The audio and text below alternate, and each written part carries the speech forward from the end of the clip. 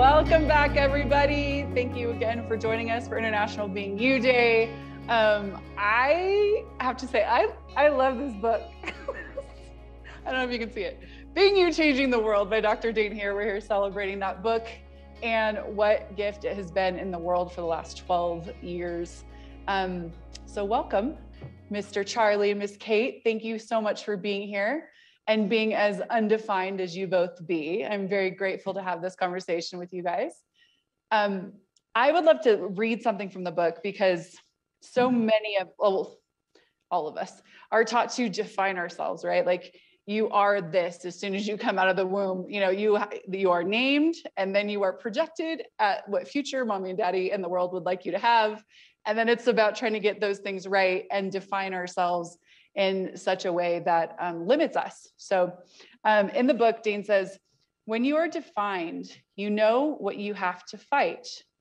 You know what you are willing to receive and what you are willing to refuse.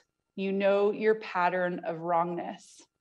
So, Mr. Charlie, would you talk to me today about you finding the access tools? I still remember you on like one of your first classes or one of first classes with Dane. And I remember hearing your voice come through this screen and being like, who is this guy? Because you are so much fun and so light. And I'm just wondering if you can talk to us about what it's been for you to start to undefine, to be that level of joy and enthusiasm. Yeah, how much fun is this, right? And can I just invite everyone on this Zoom right now to take a problem? This is just what came up right now, is to take any problem in your life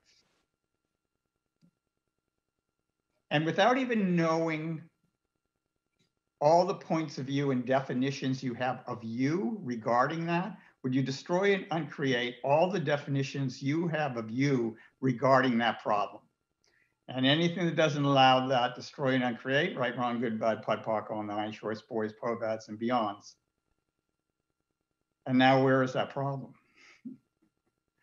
So what if every problem in our life is really the result of all the definitions we have of us in regard to that? And what if one of the simple ways and the simple tools that we could do to change anything is to undefine us? Because every definition that we have, of course, is a limitation of this reality. It isn't true, it isn't real. And so once you undefine yourself, you automatically move to a higher space, to a space of infinite being. And that thing just melts, right? So how much fun can we have undefining us?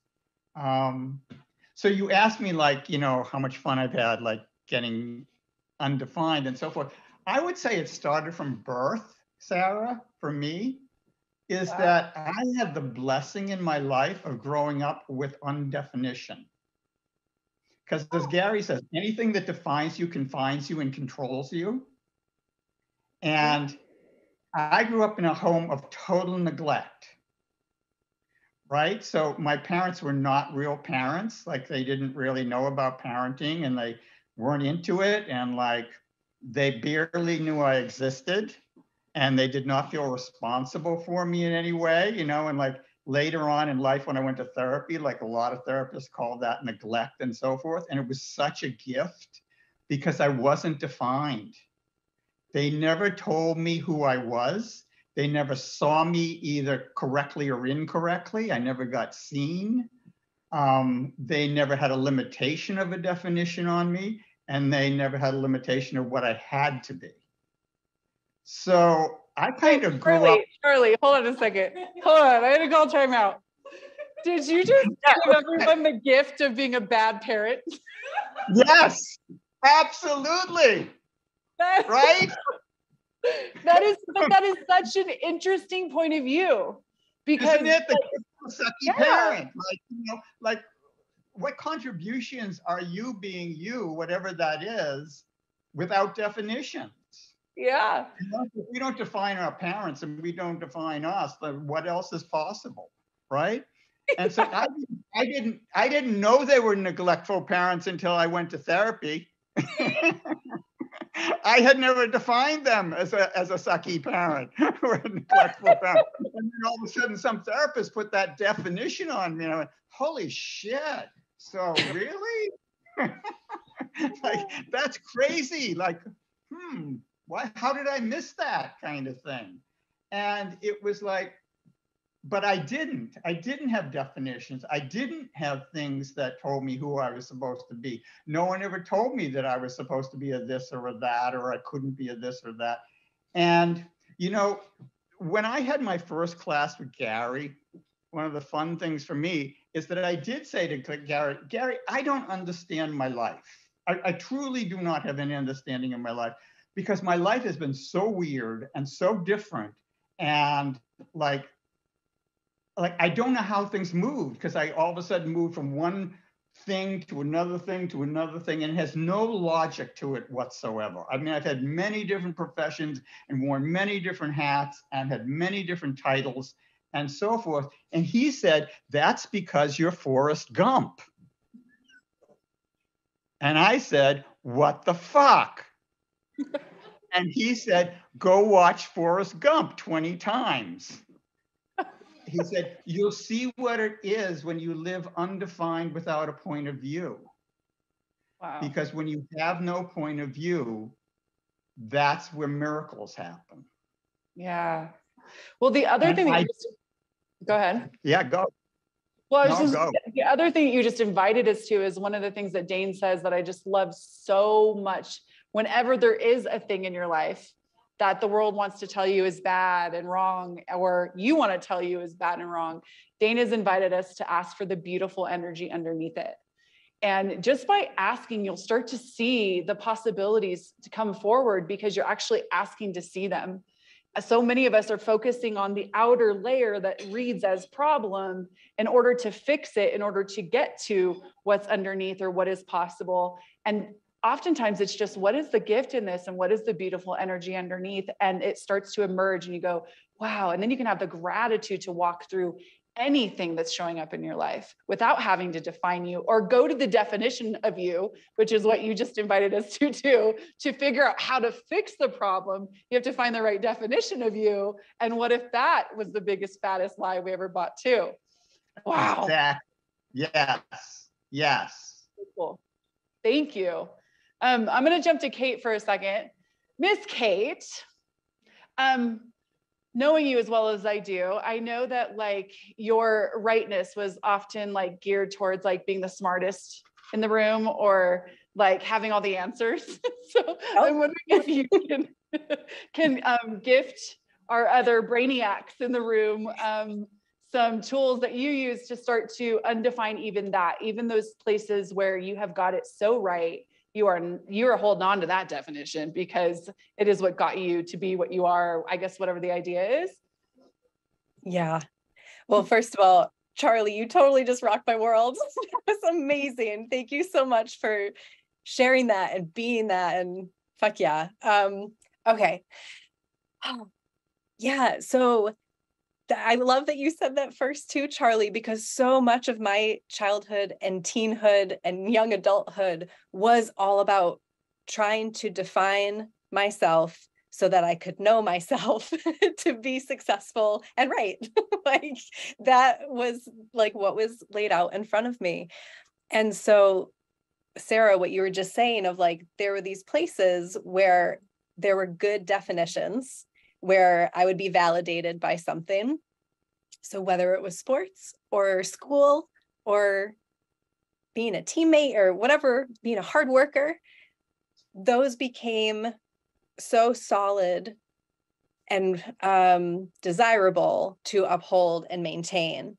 So then anything that didn't match that, I either wouldn't allow myself to choose, or if by chance I chose it anyway or accidentally happened to do it or whatever, then I judged the crap out of myself because I wasn't on the right path. There's this interesting place of like, so much of the world is inviting us to label ourselves, to know ourselves. And yet it's like, what if the opposite is actually what's true? the more that I let those things go, because I also made myself wrong for being able to do almost anything because I couldn't fit into one definition or role. I wasn't just the smart girl. I wasn't just the athlete. I wasn't just the theater person or the cinema person or the environmental studies person, whatever, like the list goes on. And I felt so wrong because I couldn't fit. And then I just spent so much time judging myself. I think you had a question at the very end of it, though, about what was it like to go beyond that? What was your question? Sure. Yeah. I just made something up. Okay. But releasing those definitions, like the significance of the definitions, where it became more of a wondering and an acknowledgement of like, oh, what if I play over here? Or what do I know about this? Everything got to expand and get greater instead of trying to smush me into like compartmentalized boxes or having to maintain something. And it also helped me let go of a lot of the judgment, which created a lot of dis-ease and not fun in my life. Like, I can't believe how serious I used to be. And what I loved about these tools is literally they were the first set of tools where I was able to start laughing at myself. And I think for me, if I had to point to like one key element that started to create a crack that rippled out, it was that. Yeah, I love that. And I just love talking with both of you. So thank you both for being here. Charlie, can you help me with something? I would love to help you with something. Okay. Is it a definition? I mean, we'll see, right? I know that often, Jane talks about in the book, and I know it was discussed a little bit today about how when we think judgment is the wrong, bad thing. So if you're thinking something wrong and bad, you must be judging. But if you're thinking something's right, you're not in judgment, is the idea here, right? So I wonder if you could help me share with the world what good, right judgment actually does, and how we start to like kind of walk around seeing that as not something that is ideal to create a life with a lot more choices and possibilities. Yeah, well, I think Sarah was just talking about it. When she was young, I mean, if I was hearing her right, is she had certain definitions, like she was a smart girl. That sounds like a good definition. It sounds like a good judgment, right? She's smart, she's an athlete, whatever, but how limiting is that? Like, to an infinite being, as soon as you make a definition, you have contracted. Like in life, you can either be definite or infinite. And that's your choices. And so like, if you're truly living in life in 10-second increments, you can never be defined because you're always changing and you're always open to who you can be and what the possibilities are for you in the next 10 seconds. And so you're continually opening up, even if it's a great judgment, like somebody says you're the best blah, blah, blah. And like all of a sudden you're now a blah, blah, blah. And like now you have to fight that. And now you have to either maintain it or become perfect at it or whatever, or you have to like fight again. You're in resistance or reaction or alignment agreement with any positive judgment, which sticks you sometimes more than negative judgments because you can align and agree with it more like, oh, I want that definition. That's a great definition, like I'm cool. I love it. And Kay, bouncing from that, can you talk a little bit about the unwinding of that for you in regards to like fighting for the good judgment? Because what I know for me is like the list of all the good judgments, and then they have like kind of a list of choices I'm allowed to make in order to hold on to them. And anything that doesn't match that list of choices means I would have to give up the good judgment, right? So I don't have the other access to all the other things that would make me wrong, which is the lie of polarity that keeps us locked up here. So I'm wondering if you can explore a little bit more of that for you, and what does it look like to be willing to let go of those things you want to fight so hard for? Yeah, the first thing that popped is that I believe it's a Gary quote. You can be right or you can be free. And the first time that I heard that, it started to ripple something in my world. Because part of what I hadn't totally acknowledged in the beginning of playing with these tools was how much I desperately loved to be right. Like, because that was the way for me to validate that I was, I don't know, like that's Not wrong. not wrong. And there's something, and it could just be part of the way that I was raised, or maybe I'm also not the only one, but there was such a significance around doing the right thing, living an ethical life, and all of that. And so what I started to see was how much effort and energy was being put in to those moments of clinging to rightness or clinging to good judgment or trying to maintain or uphold or reach that desirable thing. Because I wasn't ever actually totally getting there. Like, even if there was a moment of validation, I still had judgment, or I still wasn't quite where I desired to be. So it was like, I think you've used this analogy before, Sarah, where you're like going for something, but the target keeps moving, so you never get to it. Like, that's what it felt like.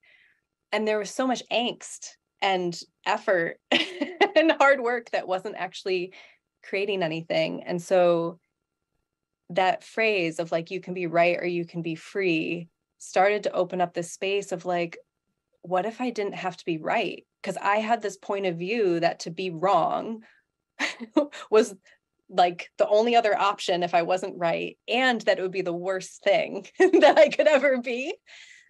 But then it was like I started these moments of choosing slightly not right, not judgeably right things, where maybe I would choose to like leap and go on a trip instead of like staying home and saving that money for something more responsible. And I started to see what those choices created that were so far beyond what my mind was predicting as like the right thing to be.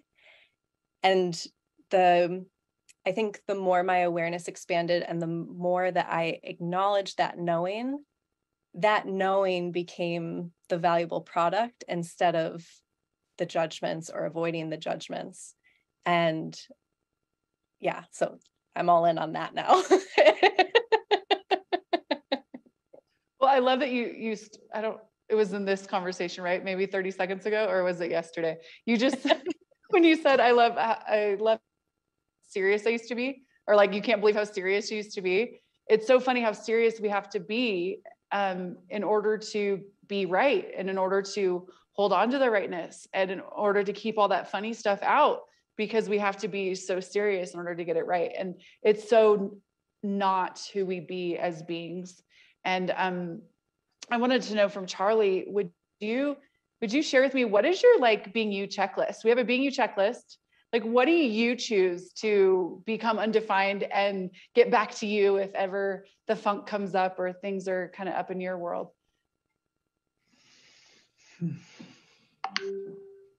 Great question. Thank you. Am I right? Did I get it right? You got it right, Sarah. You're a good host. How about that for a definition? You're a great host. No, I have to host all the time, every day. Now you can worry about all the flaws in your hosting, because you have to now measure yourself next to being a great host. Thank you. Yeah, well, what if we just start from that? Like, what if we don't have to get it right? What if we don't have to be anything? And what if we can always be changing? One of the things that I've been looking at recently is how in this reality, the only times for most people that they become undefined is through loss.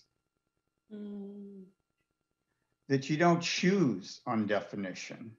Maybe in Access we do, because we have these tools, but how many people like keep doing the same definition of who they be? Who they be Their being is defined by some definition, and then, you know, they lose a job, so they can't be that anymore, or their partner leaves them and walks out the door, or their child dies, or, you know, something undefines them all of a sudden. And then we have a bunch of definitions about that, you know, that like then confine that. That doesn't allow for all the possibilities that you can have in undefinition. That once you really choose undefinition and see it as the doorway into your infinite possibilities, that loss is the doorway into your infinite possibilities, and you choose it and you just stay open to receive, consciousness always has something better for you waiting on. My life is a testimony to that. And it's just been shocking to me because I've had so much loss and so much destruction of definition, and it's opened up something so much bigger, so much greater. And like, there's one thing I'd like to say to everybody listening here is like anything that is changing in your reality, rather than clinging, allow and ask for, how is consciousness now going to uplift me if I am open to receiving what is coming to me next? Because it's always an upward flow, and it's always getting to the better, and it's always going, even you don't know what it is unless you have a point of view that it's going to take you down. And it's like such a cool process to keep ourselves in the space of changing all the definitions we have and staying open to the next set of possibilities. It's just waiting there, just waiting for you. Like recently, I haven't known who I wanted to be next. Like, it's not clear. I don't have any definitions of who I want to be. So I've just been asking the question, what would be fun for me now? What would be fun for me now? What's possible for new fun, new joy, new ease, new glory? And I got to tell you, stuff is happening. It just shows up. It's like new possibilities start showing up and showing up because I'm asking and being willing to receive whatever's going to show up that's fun for me now. Your enthusiasm is contagious, my friend. And I just want to say thank you for sharing it today. You just showed another tool that we use in Access, but I think a lot of us kind of, you know, treat it as such, as a beginner tool, or, you know, wanting the next greatest, biggest thing in Access. But point of view creating your reality is truly what you're talking about, or part of what you're talking about is like, you have the point of view that there's something greater. So there will be something greater. So I'm curious if you can expand on that for you, and where you actually truly clearly started to live from it. Because I think like we use it to facilitate sometimes, but not everybody's truly owning that your point of view creates your reality. Are you asking me or Kate? I didn't know. Oh, I'm sorry. I'm asking you, Charlie. Kate, I love you. I'm asking Charlie right now. Okay. Okay. I guess I wasn't really listening because I thought the question was to Kate. Charlie, we went undefined here, and I went back to you. Okay, just to keep you on your toes. Okay. So asking me, are you asking me how I use interesting? What are you asking, Sarah? Sorry, I can do it again. Okay. So basically you showcased what it looks like to live from your point of view, creating your reality. And because your point of view is that it will always get greater, it will always get greater. And so I'm curious if you can expand on that from what Charlie knows and gift us to and the world who is listening right now. Yeah.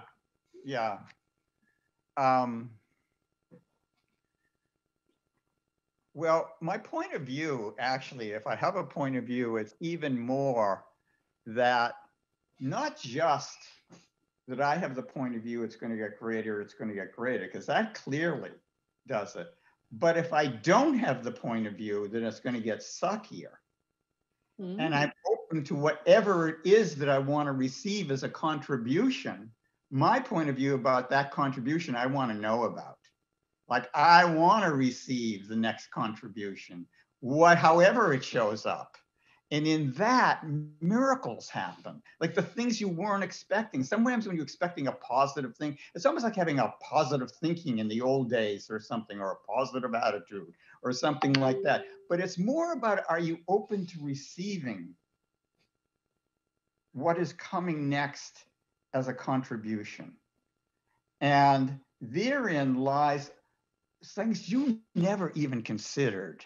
Like, and if you're not afraid of the unknown, and if you're welcoming of the unknown, your socks can get knocked off, rocked all the time in unbelievably glorious ways. Unbelievably glorious ways. If you just say, when you say what else is possible, you don't say, and a positive point of view. You just say, what else is possible, right? You're open to the possibilities. And then, of course, you get to choose what you want. That's where you get to choose your point of view.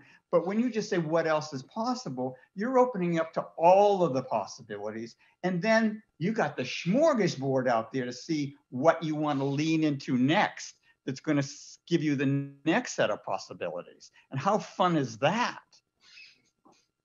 Truly, how fun is that? And to embrace the unknown and trust the universe. You're truly exhibiting that, my friend, and I'm really, really grateful to receive it today. It's a contribution to me. Kate, we've got a few seconds. Do you have a favorite being you question? Oh, I mean, the what else is possible actually really did change everything for me, because I had imposed these self-limits on what could be possible based off of what my mind could imagine. And because I was smart, I thought I could imagine all the things. So that was great. What else is possible? Yeah. But conjunction with that is also, if I was truly being me here, what would I choose? Because that allowed me to pull in the enthusiasm and the fun. Like, if I didn't have to get it right, if I didn't have to uphold any definitions or roles or judgments, and I could just be me, what would I actually choose here? I love it. Thank you both. I'm so grateful for you. And we'll see you guys next after this short intermission video. Thanks, Sarah. Thank you.